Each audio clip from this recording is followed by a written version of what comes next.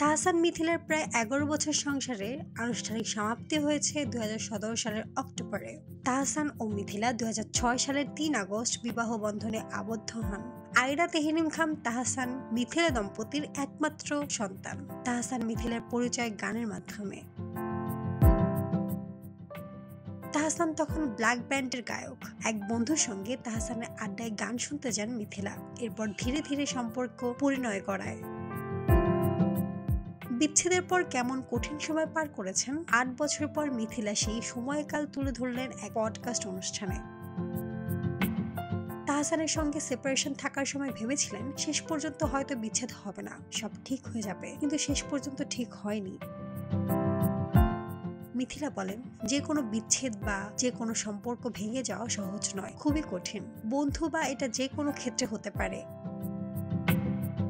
আমি ছিলাম তখন অনেক অল্প বয়সী এবং তরুণী মা। আমি যে কোনো একটা ভালো মন্দ বিচার করব বা কোনো একটা সিদ্ধান্তে আসব সেটার শক্তি আমার ছিল না, কারণ আমার একটা 1 বছরের বাচ্চা। আমার মানসিক অবস্থা ভালো ছিল না, সেখানে আমি কোনো একটা সিদ্ধান্ত নিতে পারবো না নিজের জীবনের। মিথিলা কঠিন সেই সময়কে কোনোভাবেই মেনে নিতে পারছিলেন না জানিয়ে বলেন, 23 বছর বয়স থেকে আমি আমার জীবনকে একভাবে ভেবে এসেছিলাম। হঠাৎ করে জীবনটা সম্পূর্ণভাবে পরিবর্তন হয়ে গেছে। আমি আমার শ্বশুরবাড়ির মানুষদের সঙ্গে থেকেছি, একে তো আমার বাচ্চা আছে। তারপর আমি জানলাম সেই জায়গাটা আমার ভবিষ্যৎ না। আমি তখন চাকরি করতাম, কিন্তু আমার একটা গাড়িও ছিল না। কিন্তু আমার তো অভ্যাস ছিল গাড়িতে করে বাইরে যাওয়ার, আমার বাচ্চার অভ্যাস ছিল গাড়িতে চড়ার।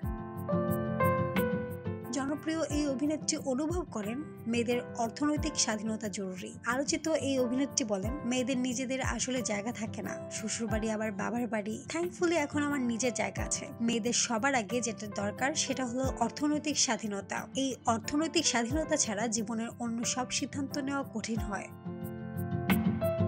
মিথিলা ভেবেছিলেন হয়তো শেষ পর্যন্ত বিচ্ছেদ হবে না, সব ঠিক হয়ে যাবে, কিন্তু সেটা বিচ্ছেদেই গড়ায়। মিথিলা বলেন, এখন হয়তো মেয়েরা অনেক বেশি সিদ্ধান্ত নিতে পারছে, কারণ এখন মেয়েরা অনেক বেশি অর্থনৈতিক স্বাধীনতা পাচ্ছে।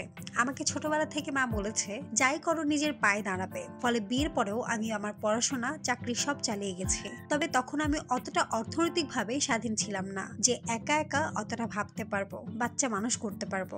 সেটার জন্য সময় লেগেছে। 2015 সালে আমরা সেপারেশনে গিয়েছি। তারপর আরো 2 বছর গেছে।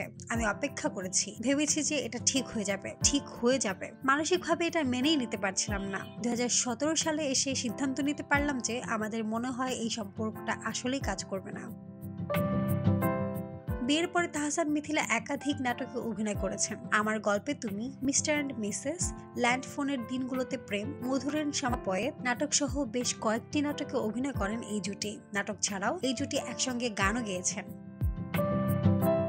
মাহমুদ আঞ্জুম বৃষ্টি, ডেস্ক রিপোর্ট, কথা কম।